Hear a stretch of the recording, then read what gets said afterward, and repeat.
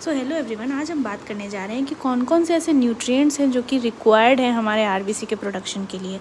अगर ये न्यूट्रिएंट्स की कमी हो जाएगी तो हमारी आरबीसी का प्रोडक्शन अच्छे से नहीं हो पाता है। मतलब अगर नॉर्मल सेल्स नहीं बन पाते, या तो कुछ सेल्स छोटी बन जाएंगी या कुछ सेल्स बड़ी बन जाएंगी, और उसका अलग अलग इम्पैक्ट पड़ता है हमारे बॉडी पे। सो बेसिकली सबसे पहला है आयरन। आयरन जो है वो हीमोग्लोबिन प्रोडक्शन के लिए या सिंथेसिस के लिए बहुत ज़्यादा ज़रूरी है। क्यों? क्योंकि हीमोग्लोबिन में जो आयरन पार्ट ही होता है Fe, वही जो है वो ऑक्सीजन को बाइंड करता है। अगर इसकी डिफिशियंसी हो जाती है तो माइक्रोसिटिक एनीमिया हो जाता है। मतलब माइक्रोसिटिक एनीमिया मतलब इसमें आरबीसी की साइज़ छोटी हो जाती है और कलर थोड़ा सा कम हो जाता है। ठीक है, इसको हाइपोक्रोनिक एनीमिया भी बोलते हैं। और एक्सेस अगर आयरन हो जाता है तो उसको हीमोक्रोमेटोसिस कहते हैं, जिसमें आरबीसी बहुत ज़्यादा गाढ़ा हो जाता है। ठीक है, विटामिन B12 की कमी हो जाती है। विटामिन B12 को हम लोग कोबालामाइन भी बोलते हैं। ये जो है वो रिक्वायर्ड होता है recycling of folic acid.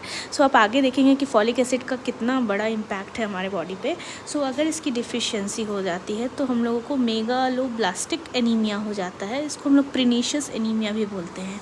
Basically हमारे जो स्टमक है, स्टमक में जो हमारे पैराइटल सेल्स होते हैं, पैराइटल सेल्स जो होते हैं वो इंट्रिंसिक फैक्टर्स को सिक्रीट करते हैं और HCl को। ठीक है, तो जैसे ही अगर प्रिनीशियस एनीमिया तब भी हो सकता है जैसे जब अगर पैराइटल सेल्स डैमेज हो जाएं। ठीक है, तो अगर वो सिक्रीट ही नहीं करेगा, पैराइटल सेल्स जो है वो इंट्रिंसिक फैक्टर सिक्रीट नहीं करेगा, तो ये विटामिन B12 का एब्जॉर्प्शन नहीं हो पाएगा हमारे बॉडी में। सो दो रीज़न है, या तो कमी हो जाए। कमी कैसे भी हो सकती है, एक ये भी रीज़न है कि हमारा पैराइटल सेल्स डैमेज हो जाए जो हमारे स्टमक में होता है, और दूसरा ये है कि हमें विटामिन B12 का सप्लीमेंट या कमी हो जा रही है। ठीक है, सो इसकी वजह से रीअब्जॉर्प्शन ऑफ विटामिन B12 नहीं हो पाएगा।